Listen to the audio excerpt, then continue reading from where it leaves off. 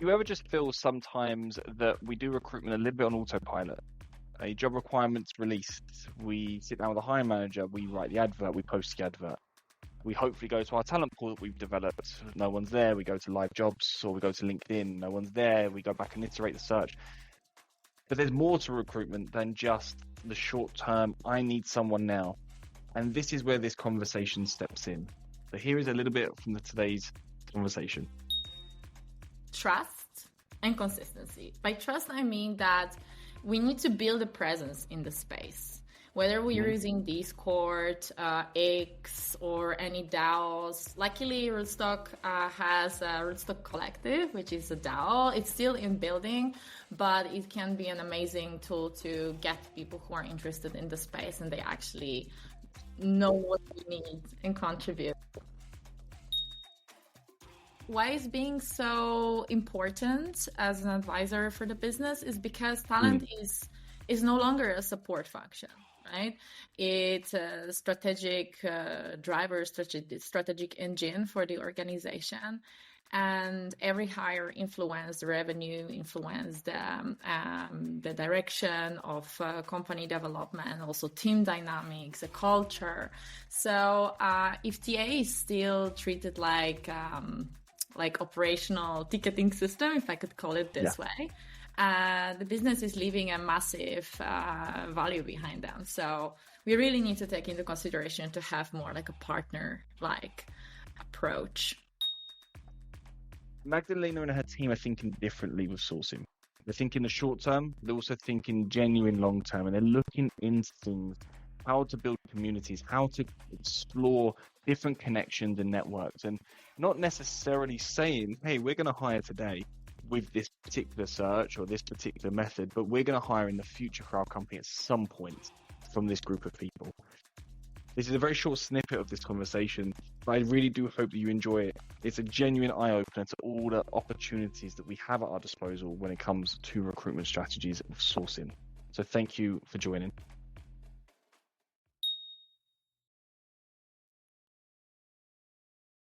Welcome to Tea Time with Talent Acquisition, the podcast aimed at fostering knowledge and sharing stories within the vibrant talent acquisition community. I'm your host, Eden, and for the next hour or so, I'm going to be joined by a former retail business owner turned tech recruiter who has been carving out a niche within the Web3 space over the last years. As a creative individual, she's had to think outside the box when it comes to recruiting within the Web3 space, exploring methods that others might have tried, seen some results, but then maybe stopped for not having consistency.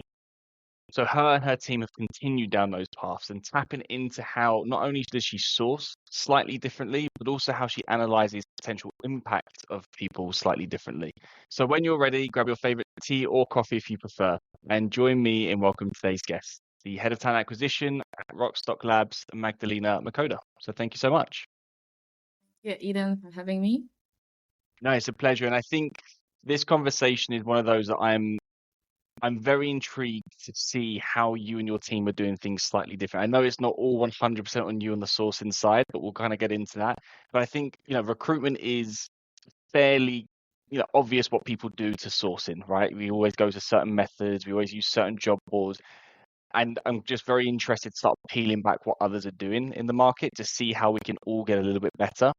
Before we get into all of that, there's one question that if you're an avid listener, you would have worked out by now that everyone gets. So from your perspective, what do you feel, Magdalena, makes a high-performing recruitment team? Yeah, in my opinion, my experience, I feel like being an advisor to the business is a core thing to take into consideration. Like, to be completely honest, in my view, talent acquisition has been undervalued for years, and the landscape of the work has changed a lot. And we are no longer just delivering candidates, but we are actually shaping who the company becomes.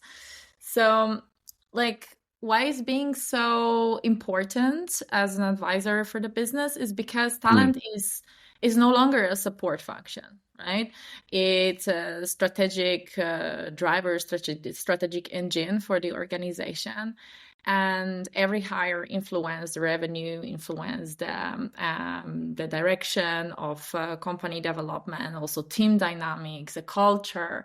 So if TA is still treated like operational ticketing system, if I could call it this way, the business is leaving a massive value behind them. So we really need to take into consideration to have more like a partner-like approach. I think that comes into two elements though, right? So if you want a high performing recruitment team in your business, the business needs to value the recruitment team as partners, right? That's correct. You can't just say, hey, we want this team and we think with that, but if the company's not reciprocating it, I guess, you touched upon a few of those elements, it's more of a strategic side of things, but why is it important for us in our careers that we actually try to move closer towards being a partner to the business? Yeah, in my view, is to gain more visibility, like strategic visibility. You're pulled into like roadmaps planning, budget conversation, even like discussions on go-to-market and funding and how we want to position ourselves as a company, because all of it is super essential for people we're bringing in to the company. So as a TA, how to be like highly productive and effective. In my opinion, like we need to really learn how the business actually works, not just how to fill the roles, fill the jobs, or what hiring managers are saying. And it opens the doors to like a broader perspective on the company level, no matter the role we are hiring. Of course, everything has different flavor, whether we're talking about tech, whether we're talking operations, or more like exec positions. But still, like being a partner gives this proper trajectory for growth, both for the company and also for the TA team. I think you've hit the nail on the head. It gives you like that visibility to see how other parts of the business operate. And I'm fortunate, right? Working as an external, I get to work with all these different companies and you just absorb so much. But even on the internal side, you're the eyes and ears of the business, really. We can go and do some market research. We can go and pay for some data from a business or, use free data sources, whatever. But as recruiters, we're speaking to candidates every single day, or we should be speaking to candidates every single day, good, bad, the market information, the peaks, the troughs, what they're saying about us, what they're not saying about us. And that's the most critical information that you can then, use to spearhead any strategic change inside a business, right? Yeah, absolutely. And I think you brought up a very important element when you're talking about TA, because we have in-house and also the agency setup, right? So those are really different. And I've been working on the agency setup for years as well before moving to like in-house hiring for tech companies around 2017, as far as I remember, or 16, a long time ago anyway. And indeed, like each role, I mean, every experience have a little bit different flavor. I like the word flavor. Again, I said that, but it's so true. Like I would say agency is more like from the sales perspective, but also being super experienced advisor and focusing on speed and also efficiency, but also not only quality, but also quantity for the clients to see and have amount of candidates to select from. But we need to be extremely particular and also make the good shots. While in-house recruitment, you have a broader exposure on elements that are important for the company. And sometimes hiring managers don't know themselves really how to like focus on the skills that they want. They just follow, for instance, like a particular format of missing skill set in the team, but they don't challenge the status quo, or they don't challenge why actually they need the skill set. So this is where TA in-house comes in and had this open conversation. Recently, I actually had a situation when we had a position open for the particular role, and I kicked in the search and found people. But then I stumbled upon the candidate who was actually asking, like, why you need this. I actually made more research and I see you guys need more. I noticed that there are these particular things to be improved, to be changed. And I love this kind of conversations with candidates because that actually opens the opportunities, to open the eyes for the organization to look at things from a little bit different angle. And this is where the innovation comes in. So that's why like in-house recruitment is slightly different than the agency, because it gives you a little bit more of a juice into this hiring process. I think that part there, seeing that conversation, I think that kind of leads into quite nicely the impact part that you want to kind of share and sourcing and things like that. And the reason I say that is that I feel like a lot of times we kind of default. You've got a requirement and you just default into your job. You got to go post it onto whatever job boards. You got to set it up onto the ATS, or hopefully your ATS is all connected. Then you might go, I'm hoping people go to, talent pool that they've developed, even though I know the vast majority of teams still aren't talent pool developing. Shame on you. You could be talent pool developing. Anyways, different topic. And then they might go to like LinkedIn Recruiter or Basic or whatever, right? And it's like, I feel like, and I'm also at fault sometimes, I just go, okay, I've done the search before, default. Whereas sometimes I feel like we need to step back and go, okay, where do these people sit? Right. And I'm not going to hold my hands up and say every job I do that. I should, but I don't. And it's only natural. I think everyone's in that kind of position. But Web3 is a really challenging market. For those who don't work in this market, I mean, from your perspective, what are kind of some of the things that you're trying to overcome, when speaking to candidates about kind of you and the team when you're reaching out? Because I've got my fair share that I've seen, trying to work for companies here, but it is super, super difficult. It's so different from anything else out there. Yeah, it's completely true. Although like Web3 started to boom around 2-3 years ago, but still maybe 2018, there were not many companies hiring people with a broader exposure to Web3. Taking Bitcoin, for instance, right? At the very beginning, had a lot of negative opinions on the market. People say it's gonna die, and right now it's like to the moon. And they say, how the hell is going to be so high? It's a new height again. Literally, I think it was yesterday or this morning I checked it, and it's like new heights again. So yeah, I mean, dumb. That's the thing, right? Like, I feel like the market is not shaped only by candidates and the companies, but also what are the opinions around this. So when we have true believers in the technology and people who really want to make an impact and change our financial and economical world, because this is what Web3 is doing. Of course, we also have digital art and other elements, but the big element is of like micro mechanisms of financial system for the future. And a few years ago, it wasn't really recognized by people. And that comes hand to hand with people who would be open to work in that space. However, in the last 2 years, there is more and more interest and people who actually want to get into the space and they want to make the change and want to make an impact. But as you've noticed, it's not as easy to find those people. So from my experience, like a few years ago, working in the Web3, it was a little bit easier for people to get into the space because there were not many having experience doing that stuff.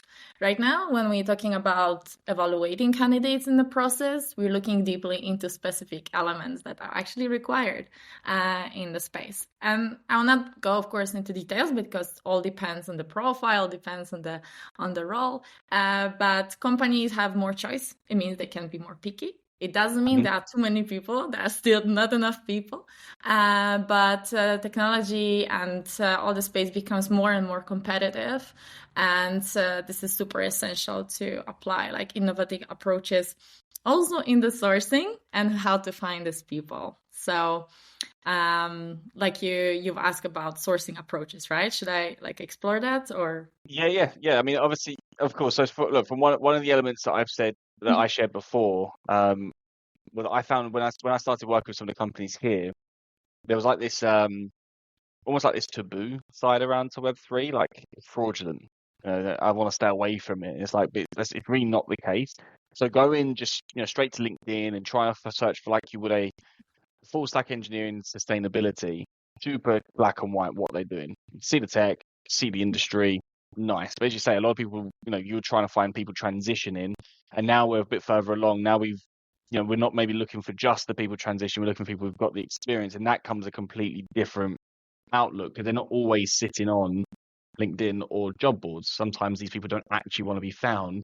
I find a lot of it's very similar to like open source projects, which I know sounds mental because sometimes you're thinking, well, open source projects, of course they're there, like they want to be found. It's like, no, they have their pseudonyms. They don't want their name associated. They want their like gamer tag associated to it. So you have to like decrypt where people are. So break it down with me. What are some of the let's first of all set the scene. What are some of the traditional methods that you and your team deploy when doing your recruitment?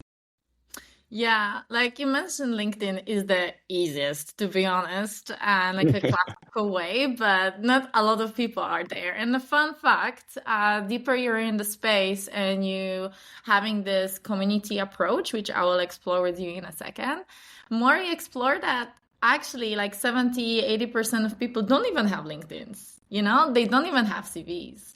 Happened to me to speak with someone in person from the space, only having like a Twitter/X account, and they didn't even have CV. And I'm like, come on, what are we even talking about, right? So this is completely a new way of hiring, new way of building pipeline, really.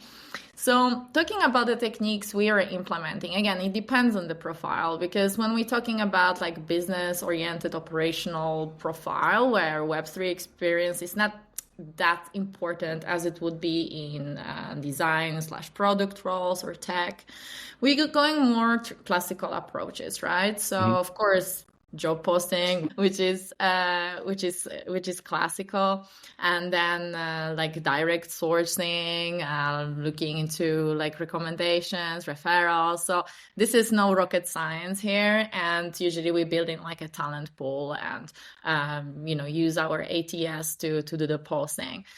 Sometimes like a black magic of like APIs of the ATS systems is that we're receiving applications from the like crypto websites that we don't even know they existed. So it's like still trying. So you're connected to other sites that organically farm profiles to you. There might be some AI extensions on Greenhouse, for instance, because when I'm analyzing sources, there are some crypto jobs pages and whatsoever I'm discovering. I'm like, wow, I didn't even know that people are finding this job there because I never posted it there. So this is very helpful. Do you go to that source after and see what the hell this source is? Because sometimes I imagine there's there's got to be a database there of potential candidates, right?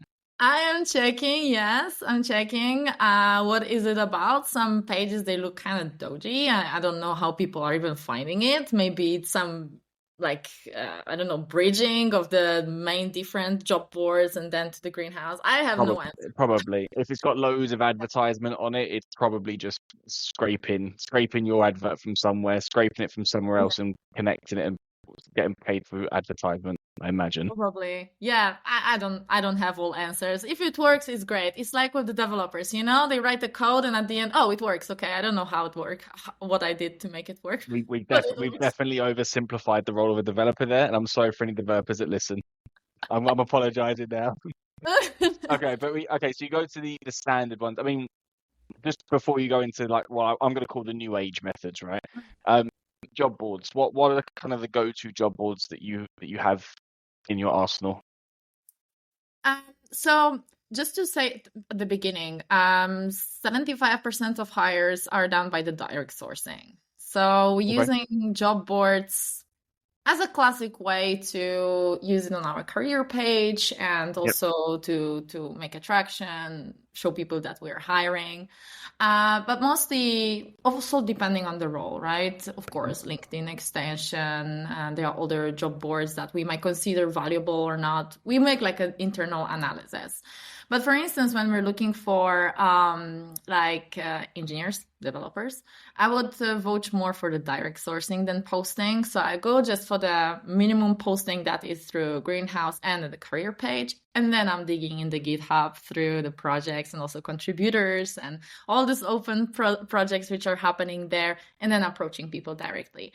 Why I'm doing that is basically to save time for myself and other people who are working with me on reading through the applications, because normally around 82% of applications that are coming in are not really relevant and they don't have required experience that we're looking for.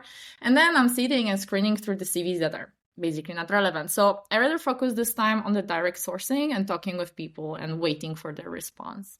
So that's when it comes to like engineering profiles. But also I'm using like community-led, human-centric approach.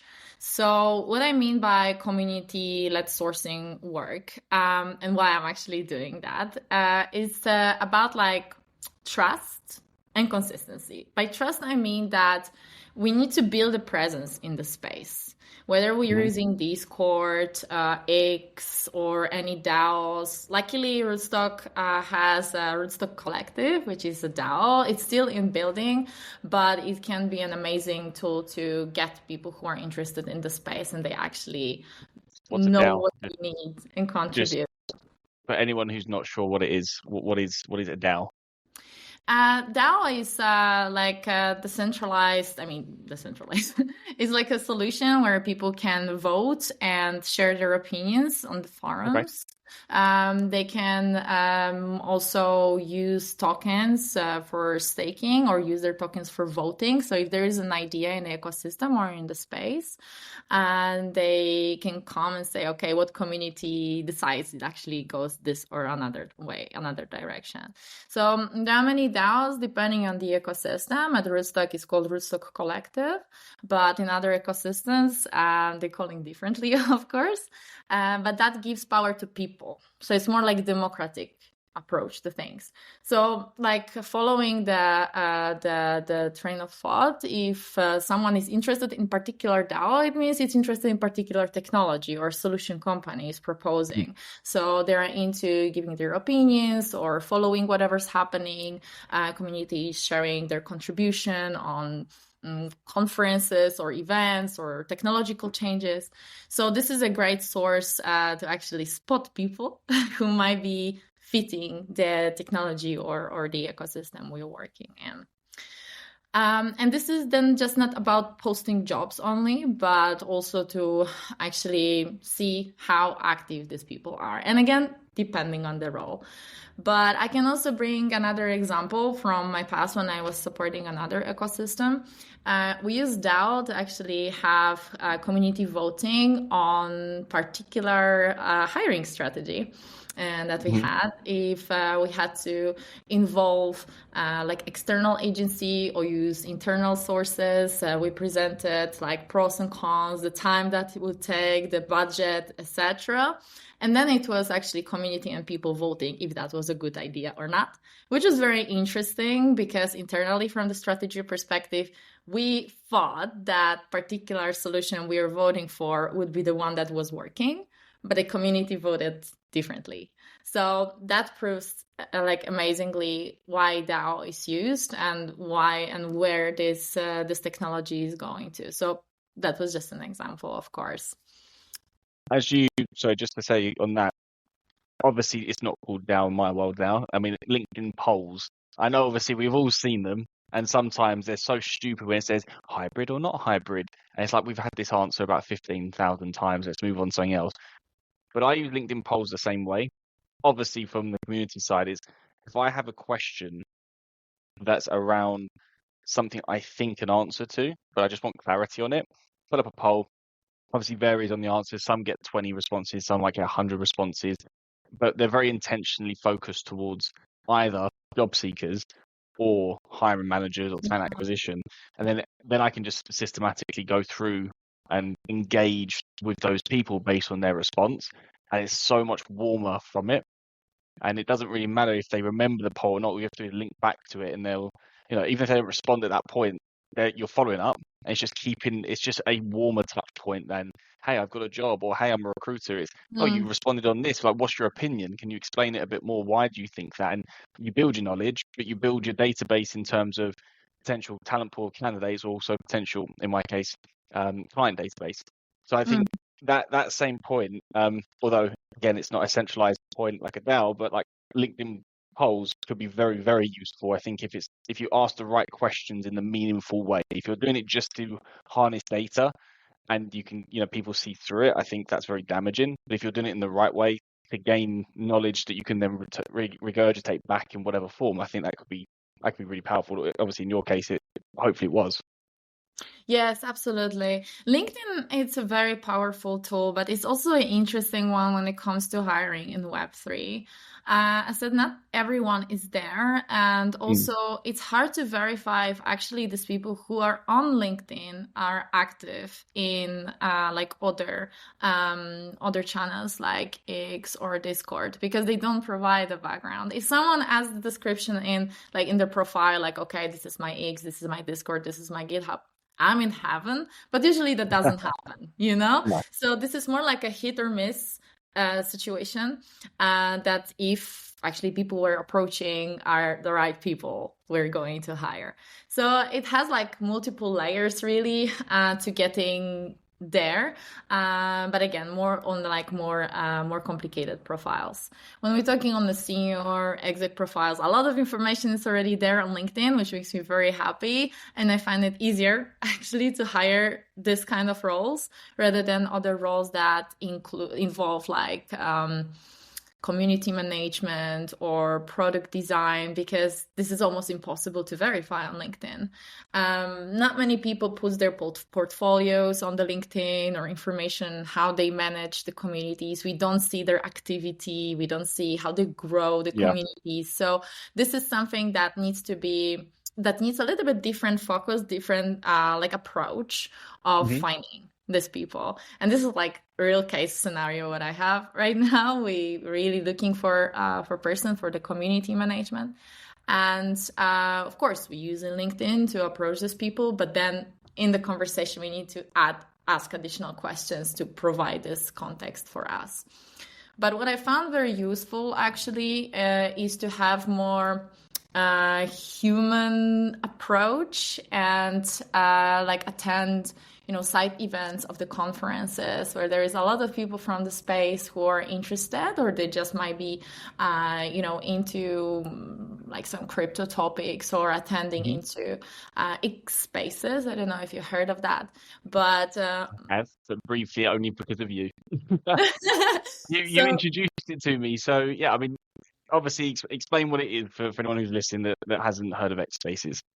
yeah, so basically X, which is Twitter, a long time ago was a Twitter, has a function of spaces. It's called Spaces, so everyone can create their own like live stream discussion about any topic they want. So there are topics heavily focused on Web3, a lot of topics on political aspects as well, also topics on design and community. Sorry, my cat is a bit desperate. I was going to say that I could hear the cat. It was a very loud meow. But the interesting thing about Spaces is something that is still in building. I know a bunch of people from the space, like the Web3 space, who are using Spaces to really talk about like crypto topics or other elements. And very often it's more like a chit chat and making online friends who then helping you to be more visible, which also happened to me. They were like, hey, reach out to Magdalena. She's here on the Spaces. She's hiring, and this is where community hears that. And they're like few hundred people. And this is how you build attraction, and it's pretty great. It's better than just post a dry post on LinkedIn or on like, hey, I'm hiring. No, actually, I was referred in person by someone I built virtual relation with. And this is how the innovative approach work.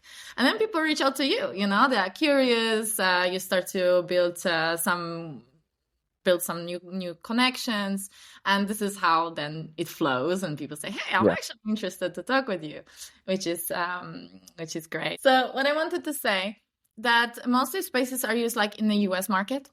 So if the company is like focused on hiring people in European time zone or I don't know, or APAC zone, for instance, there are some Spaces, but still there is a massive area of like building the Spaces ourselves. So making actually like creating the opportunities and creating spaces to talk about particular topics in our time zones to attract more people, because it's hard for me as a person working in talent, or for my colleagues being in European time zone, to join a space that's happening at 4 a.m. our time, because it's in US, you know. And this is the only existing space, for example, about women in web, that are a woman in Web3. And talking about hiring is one thing, you know, in Web3, but also we're talking about diversity, inclusion. This is like another planet, really. And what we can do in, like, let's say, normal Web2 market about diversity and inclusion, in Web3 is almost like, wow, we don't have a manual, you know, to go with. We really need to be creative. So using solutions like our own X, for instance, are a great opportunity to build these communities and create this opportunity for people to connect together. Well, I think you just hit the nail on the head. The fact that it's not very European focused gives us all an opportunity right now to really make big impacts. I think it depends on who you are and what you want from your career. I know for you, you're very driven into the Web3 space. This isn't your first outing. You've been in and around for it long enough, and you know clearly you found a place that you're passionate about and want to be involved in. But let's be honest, not everyone is passionate around the company they work in.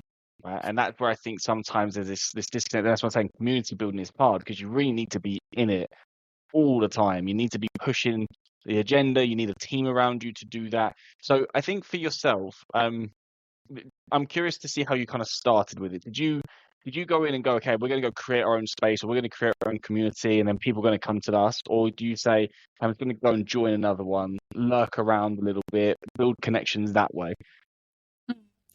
To be like completely frank, this is still in building, because this is like long game and it takes months to gain traction.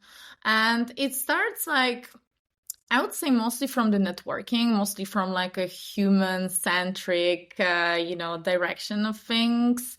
So I'm a deep believer of networking and really connecting with people, like on work topics and also on like personal topics, which also like enrich the relation, but also add additional opportunities, you know, to expand the circles of people. And this is how it really starts. So I think it's great for those who like are easygoing and building easy relations. Like I'm always a person like this, and I enjoy it a lot. So joining, you know, events or conferences is just a pleasure for me. And then it just goes, you know, and it follows. Then you can notice that the Web3 space it's like a bubble. Really, it's quite small world so far. So no matter you go in the world, you keep seeing similar people. And this is how it goes, you know. Then they refer you like, hey, you should join this X space, and just show up and introduce yourself, what you're doing. Or, hey, there is this interesting article on technology you guys developing, like reshare it and maybe ask a question. So there is a lot of like, I would say challenging status quo inputs from the community to actually help me in my work indirectly, because they don't know they're helping in my work, but it helps me tremendously because it opens doors on different way of finding people, you know, being more visible, and actually opening like threads. When you post a job, you can ask a question to the community about a particular issue or around particular element we want to solve with hiring this role. And then the threads open up discussion, and people say, hey, okay, so I've done something similar in the past, or this is not the direction you should go.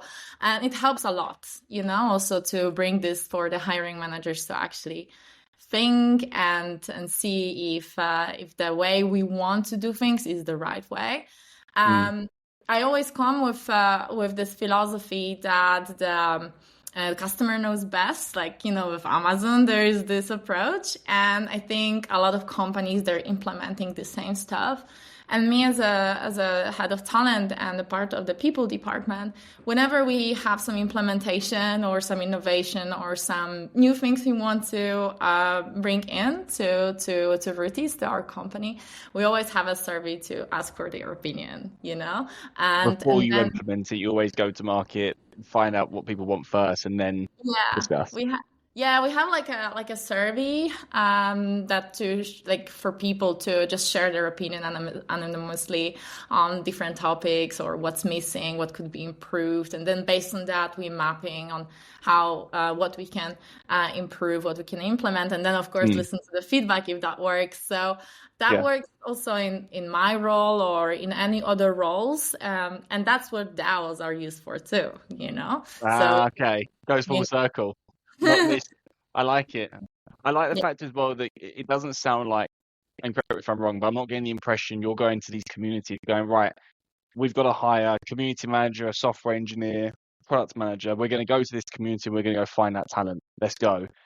It sounds like you're doing the normal recruitment process, but you've kind of tweaked it to so you know the tools that generally work better for you. You know, job boards not as much. So you go to different sources first, and then this community is like the burner, but it's not that you're not forgetting about it, but it's just that's always running in the background.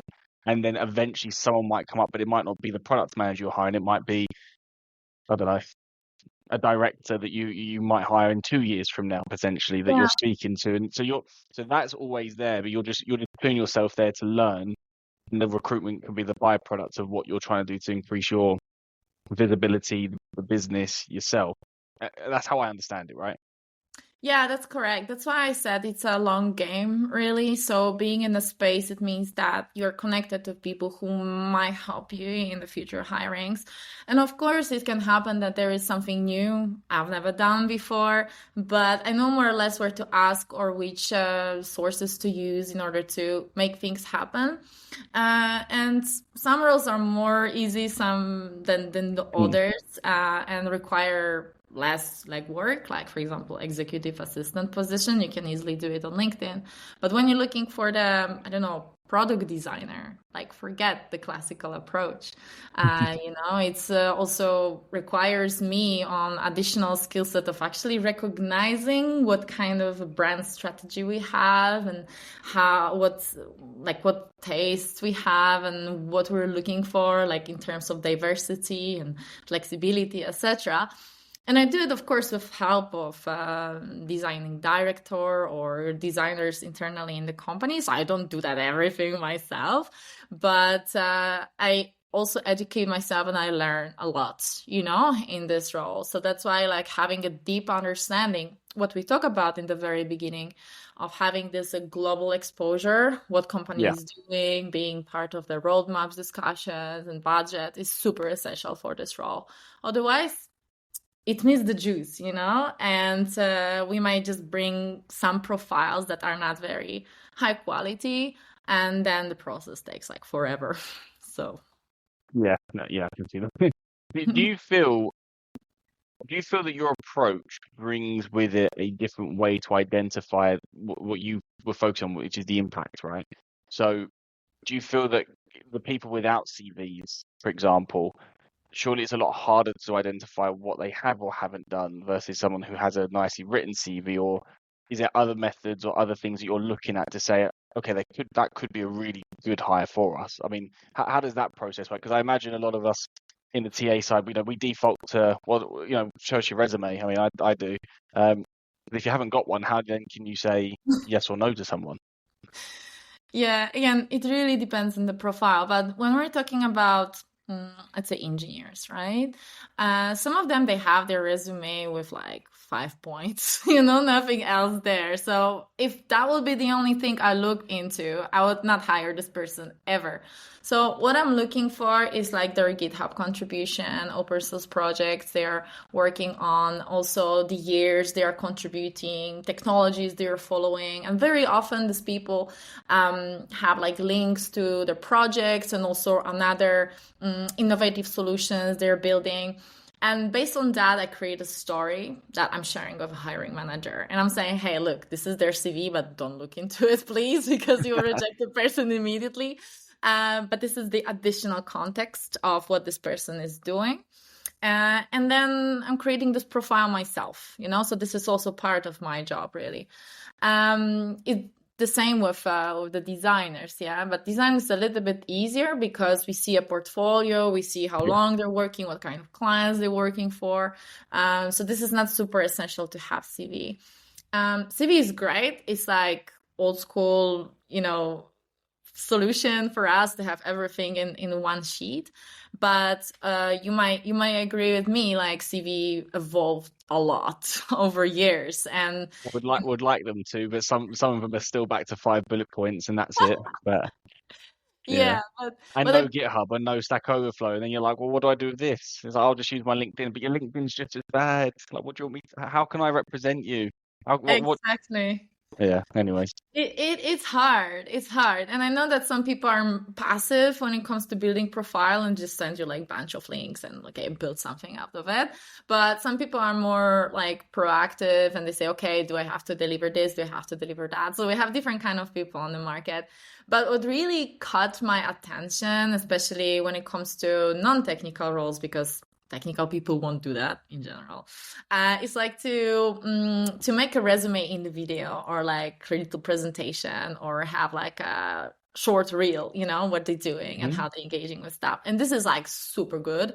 So CV at this stage is like not really important. But again, this is in-house hiring and agency is different because you guys need to fill out like a form, put the years of experience and also what this person is doing. Well, we're definitely more advanced than that these days, I think. But I get what you mean. I love video resumes. I think they're absolute class, and I think any engineer, so I do obviously a lot of the tech side. Any engineer that sends you a video resume, I always watch it, unless it's like 30 minutes. Of course, then we're not going to. Yeah. But I get one a year, if that. I think they're brilliant. Because you can see so much about someone, how passionate they get. I mean, you can hear it in someone's voice, right? And if to make it even better, if they tailor it to the job, like I'm like, you could be crap, I don't know, but you're getting a call because I want to help you somehow. Like Yeah. I don't know how, but I want to help you because you've taken some time to be so different. And I'm trying to teach people to do it, but it's easy for you and me. We're on a camera right now. Clearly, we both don't mind sitting on a camera and talking to each other, but obviously, it's not ingrained in everyone. So I still think having a great CV could be the absolute bread and butter, and then doing like the bits on top, like the video ones. I think that's just if you can do that, and you can, yeah, I think that just sets you so far apart in the current market because so many people are still doing the bare minimum. So you only have to do a little bit more than the bare minimum to still stand out. Yeah. Yeah. I think that's what people aren't seeing. This is so true, and to be honest, I was looking through statistics and like last quarter, I think I received around 6,000 applications globally. Jeez. So thanks God there is an AI really to help with that, but that only proves that people don't put much effort of preparing How many live roles did you have for 6,000 applicants? Oh, there were at some point we had 22 roles to fill. So you filled the 22 over the quarter, but 6,000 for 22 roles is a Yeah, it hell of a was lot of a people. lot. Yeah, it was a lot. But of course, I'm not saying all was a high quality because the No, of rejection. course, it's also unmanageable. There's no way you and your team can sit there and screen 6,000 people correctly. That's just not. There's not enough hours in the day. Yeah, but Which, that shows really like the Web3 market is just like people are flooding it. They want to be there. yeah. Because of the hype, I was about to say it's Web3 and the AI is the big hype trains, and I think the AI ones we get the same. I mean, for me to get like 100+ applicants on a job as an external recruiter, it's a bit wild. As an intern you expect it, but an external recruiter is like, wow, okay. And then you sit through and it's like 10% if that are relevant, and then 10%, and then 50% of that, so only 5 out of the 100 are actually what you need, and then generally you make the hire out of that. I like the fact you're looking at different ways of impact, though. You're not just going CV. You are being mindful of, okay, different roles have different levels of it. You're looking at the GitHub, you're building this story out. I think this is kind of what makes the difference between sourcing and then sourcing strategically, really. And it's like you've identified, or you and your team have identified, we know what works well for us. We know what doesn't really work for us. And we're also trying this big untapped area that we think we can see success and you're kind of going for it. But then you're also not sticking to the traditionals of they have to have this, they have to have that, or we're not talking to them. So you're being super flexible, which I think is where recruitment really should be. To get 6,000 applicants, you have to be flexible, right? You can't Well, not be. I went above and beyond to make traction, to be honest, because I think, okay, quality is the most important, but in order to quality, you also need to have some quantity and then measure if specific channels are working or not, and then apply changes and then decide on a particular way. Absolutely. But the brand's obviously doing what it's meant to be doing, right? People recognize you, all the work you're doing in the communities, whether or not it's that particular comment, post, share, like, whatever, Yeah. or if it was something else that happened along the journey, it's led to that. And that's what I think it's important. It's like, when I talk about marketing to people, it's again, I'm not a marketer by any means, right?